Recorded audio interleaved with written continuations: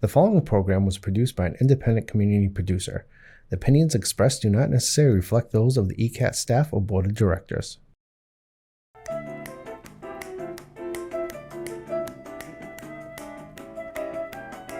Good afternoon, everyone, and welcome to Topic Time with Harrison Young.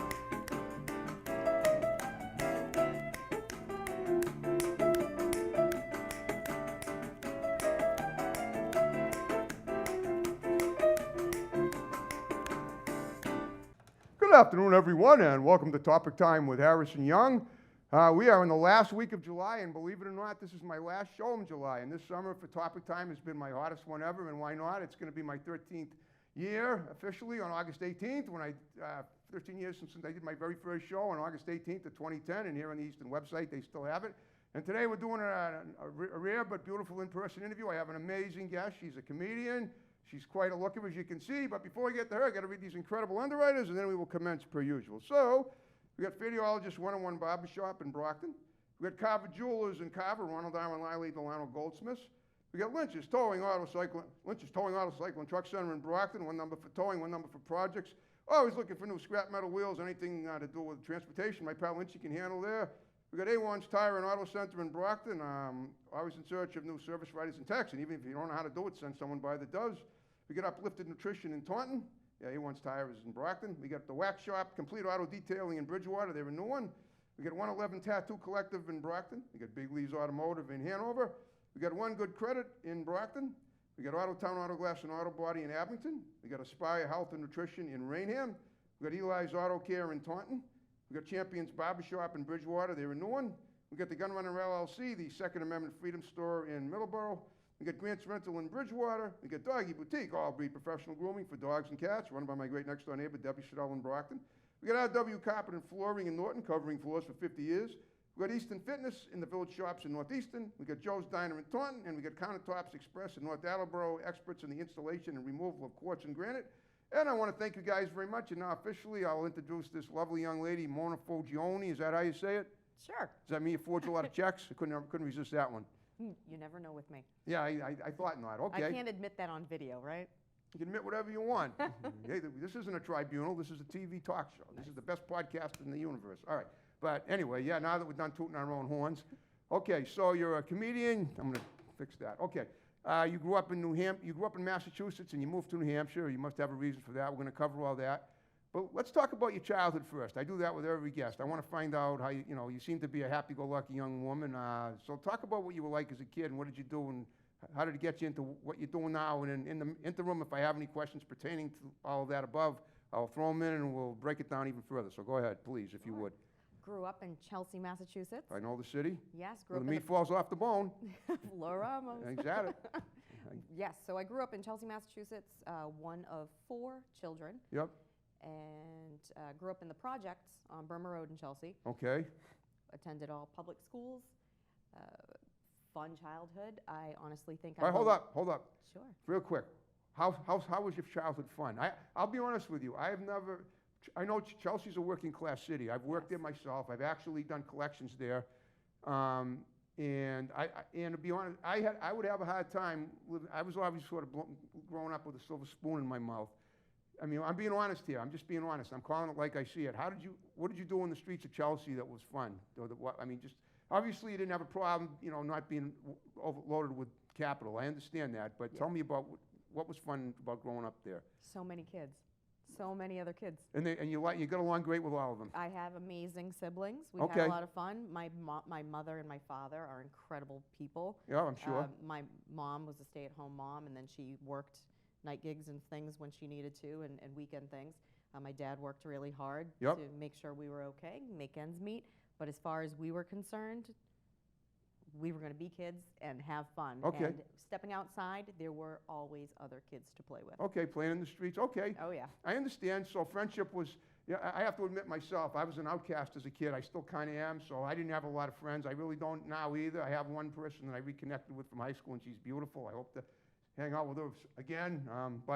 So I understand if it's hard for someone that doesn't have a lot of friends to realize how great it is to have a lot of friends, because in order to do an interview like this, I have to speak from the perspective of myself and then get the other person's point of view. And I think it's great that you had so many people to connect with. And that's why you're so outgoing, as you said. Okay. Did you play sports in school, or did you do anything? Did you do any extracurricular activities, sports, music?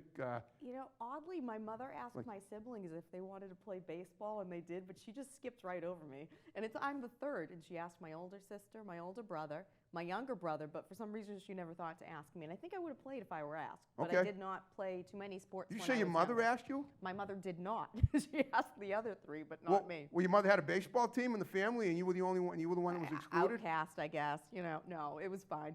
But Okay. when I got to high school, I went to Chelsea High School. Yep. I was a cheerleader. I believe that. You look yeah. like a cheerleader. Really? Yes. See, I don't think so. Why do you think I picked you for a guest? You're a beautiful woman. I thought it was my comedy. That too. Right. Well, I thought I was just that interesting. If I thought you were a drama queen, I would have said, I'm skipping over this one. All right, so you were a cheerleader. That's great. Yep, I was a cheerleader. I was actually a cheerleading coach briefly after I graduated from Chelsea High School. Okay. I was a cheerleading coach for Chelsea High as well. But yeah, that's kind of... Okay, are you still doing that now in any capacity? No, oddly, I switched from cheerleading to competitive roller derby. Well, really? Yes. I bet you're great at that. I used to be. Now I have 8 anchors between both shoulders, so I train rookies for New Hampshire roller derby. I no longer compete myself. Okay. Well, all right, but listen, you've earned your stripes. Now, how did all this matriculate you into a comedic genius? Talk about that, if you would. I don't know about genius, but oh, come on.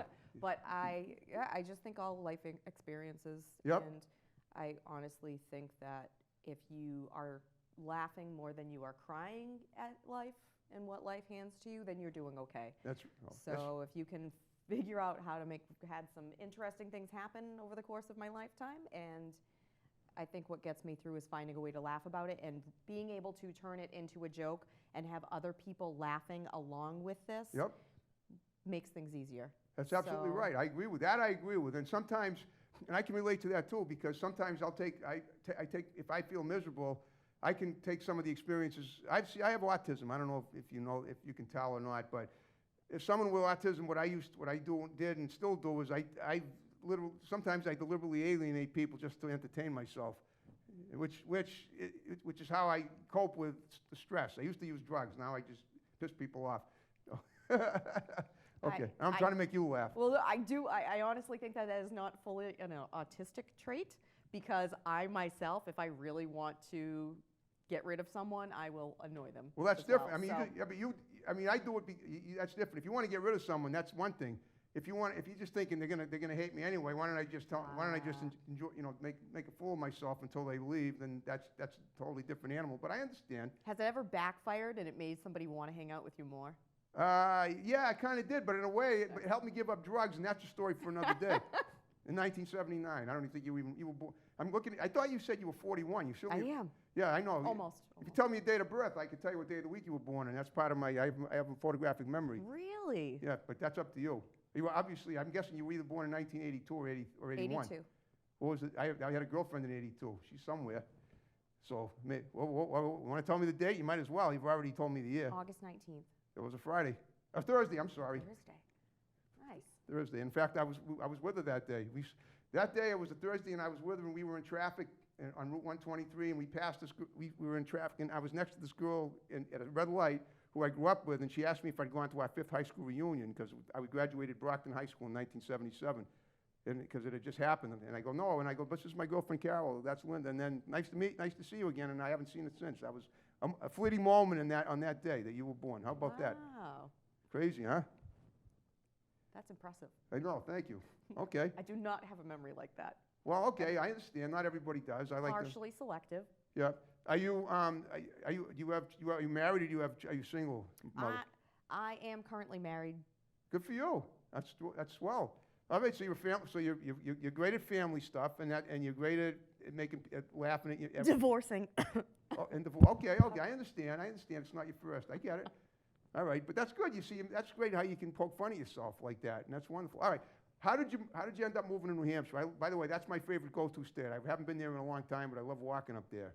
But talk about that, if you would. couldn't afford Massachusetts. Okay. So that was the only reason why we moved to New Hampshire, was we could not afford a home in Massachusetts. Huh. So we had to keep looking farther and farther out. And I had family in New Hampshire Okay. who said, come on up here and check things out. And it fit within our budget. Sweet. So we attempted to move back again. Back to where? Back to around the Chelsea area where my parents are. So we attempted to. And once again, we still could not afford. We could get more for our money in New Hampshire. Now things have changed. Now it's actually pretty comparable, Massachusetts prices and New Hampshire prices. Okay.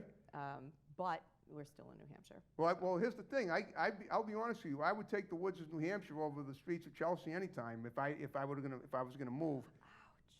But well, only because New Hampshire's beautiful. It must be. The pictures I've seen that you've shared have been amazing. Rockingham, that brewery that you do a lot of your gigs there, right? Yeah, I've been at Rockingham Brewing. We'll have another show coming up. Yeah, that's one of the venues I work with. Okay, and Great by the way, people she's there. going to do some stand-up for us about halfway through the show. All right, well, when exactly did you become a certifiable comedian, and how did that come to be? So it was my first shoulder dislocation. Okay, from the roller derby? From roller derby. And I had already been writing for a few years before. Writing comedy? Yes. Got it, okay. Because I was a stay-at-home mom. Right. So I began just keeping track, writing things, just jotting things down. And when I was injured, I thought, oh, now's kind of the perfect time I need to laugh. And so that's when I started doing open mics. Sweet, and how long ago was that about? About 6 years ago. Sweet, okay, and where was your first open mic night? Sally O'Brien's.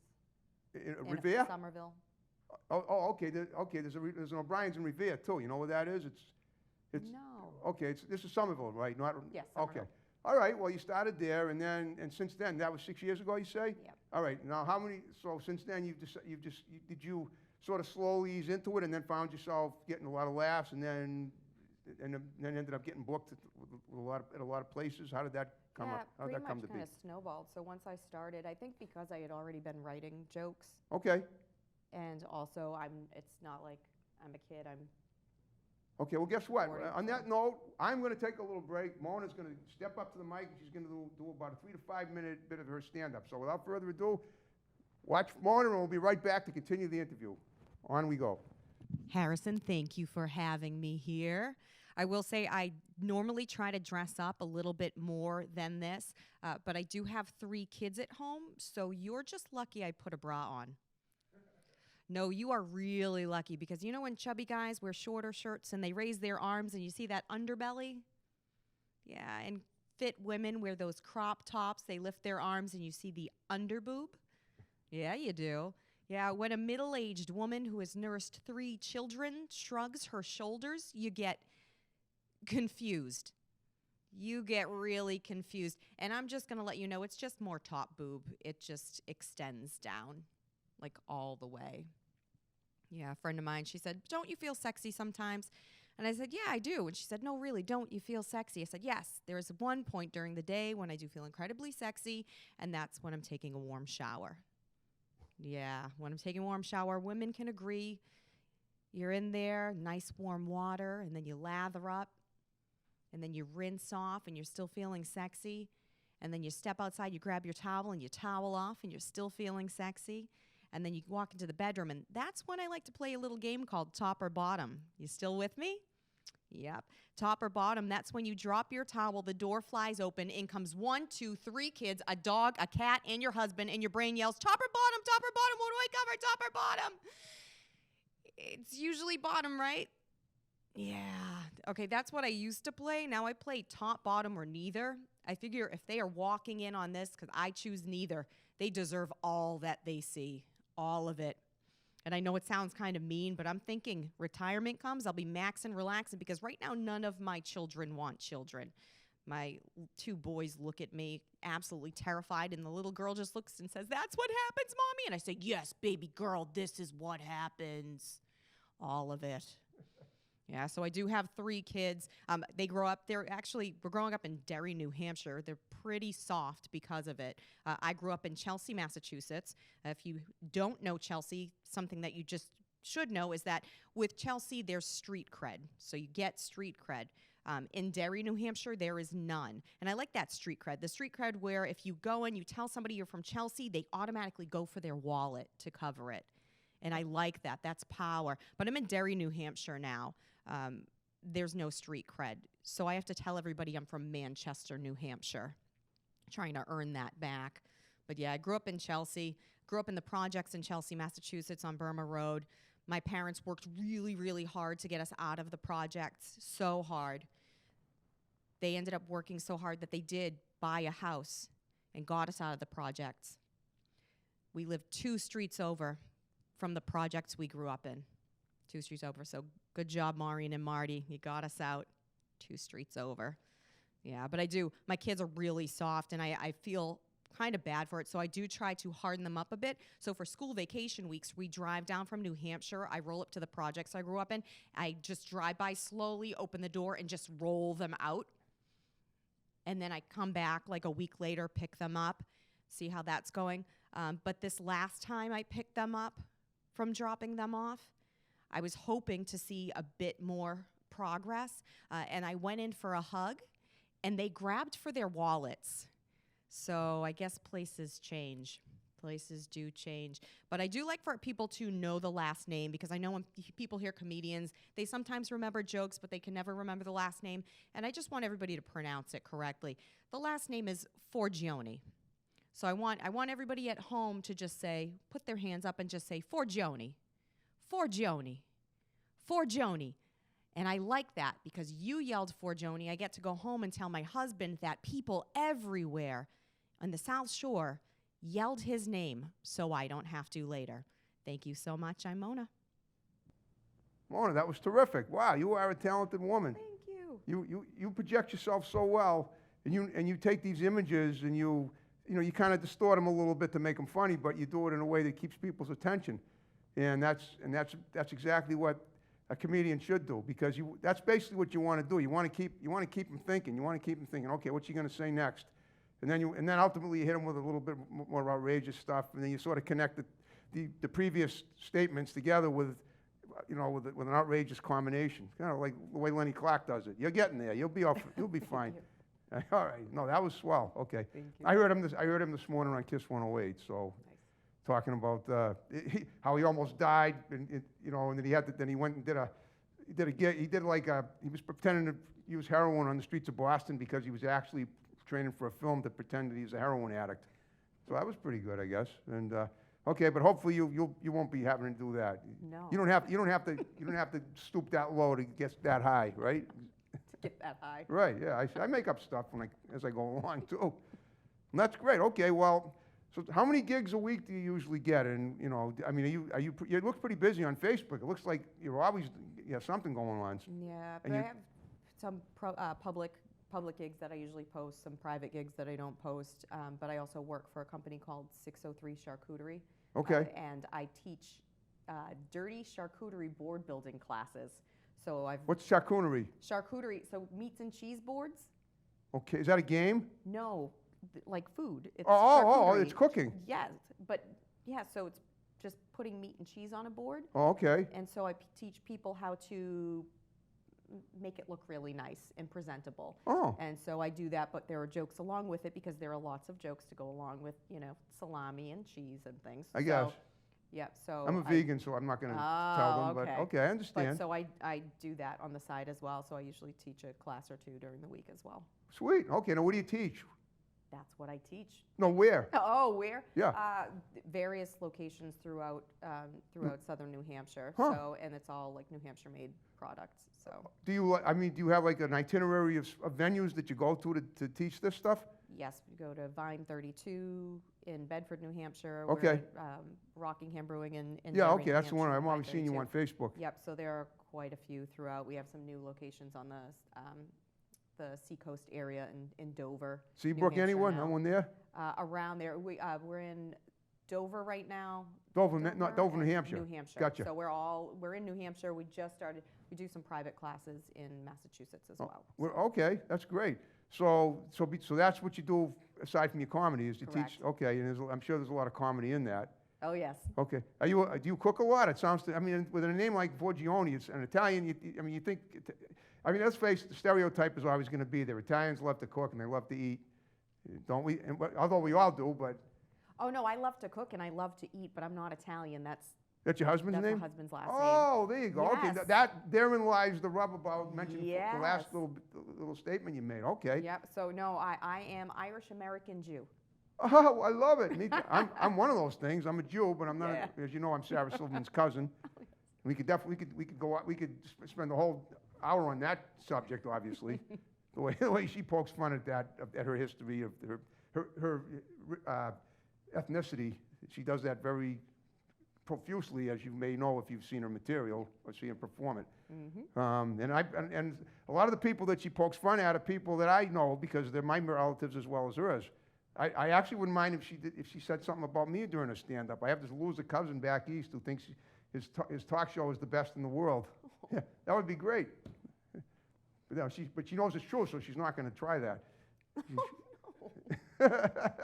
See, I got a little comedic stuff going on. It's a fine line though when you're trying to decide what you want to talk about and what you should. You know, it's I know. difficult. That's you know. When you prepare for a show like you just did, like the gig, Sure. you write the stuff down, or do you just wing it, or both? So I used to. It depends on the set length. Okay. For the most part, I know what a short 3 to 5 minutes is going to be, and Okay. what a 7, what a 12. So you know which jokes you put into it and which ones you have to kind of leave out in order to make sure that you have I just that understand. time. So I don't usually prep too much anymore, or I'll say, oh, I'm going to take this section of a 15-minute and Okay. do that. All right, so you don't spend as much time writing as you used to. You pretty much have the stuff down. So when you go to different venues. Oh no, I still writing all new material all the time. I and figured trying that. New material and trying to weave the new material in with the old material, and that's the difficult part is when you're trying to expand your set. And a lot of places you'll have a lot of places like, okay, well, you have 10 minutes here, or another place you have 20, 25 minutes. Okay. So it's difficult to expand on a set and be able to weave these in. So usually I use a lot of open mic time to try to weave in old jokes with new jokes. Okay. Yeah, I can imagine it must be a challenge I mean, let's face it. Once you do material and people, you get it around the mill and people hear it and they know it and they have it memorized. You say to yourself, okay, now it's time for new stuff, and that's got to be. You have to base that on new experiences, right? Basically, stuff that's happened. I mean, what you just did up there, you talked about the history of moving to New Hampshire and all, and that's great, and all the, the stuff, you added a little bit of erotica. That's always great to do in stand-up. And I'm sure that whenever you write new stuff, you have to continue that going. You have to keep that going. I mean, Pretty Women talking erotically is great. I mean, you can't beat that in stand-up comedy. But what I like to do is knock it down a few pegs, because that's not like I'm a mom. Oh, I know so that. So it's like yeah. you take that and then I'll throw in something to almost ruin it. Like oh, it seems sexy, but then guess what? A bunch of kids run exactly. through the door I know. and I ruin the got moment. that. It's all that's something I love to do. I love to ruin moments. That's good. I mean, that's good because it's like, yeah, you're right. It's almost like somebody builds a sandcastle on the beach and you go and kick it over. That's the best part. Yeah, well, that's what life is. Exactly. Especially for a lot of women who are if you do have a family, even if you don't have a family, a lot of it is just someone thinks of you as a certain way, and then you're like, no, there's so much more to me. Guess what? This happens. Yeah. So. Exactly. And I hope somehow you find a way to incorporate me in your material when your upcoming If you'd like gigs. me to write something about you. If you want to, I'd love that. You let me know, and I'll be there. I'm serious. I mean, if I can make it, like I said, I love New Hampshire. I haven't been there in a while. It's my favorite go-to state to walk. Oh.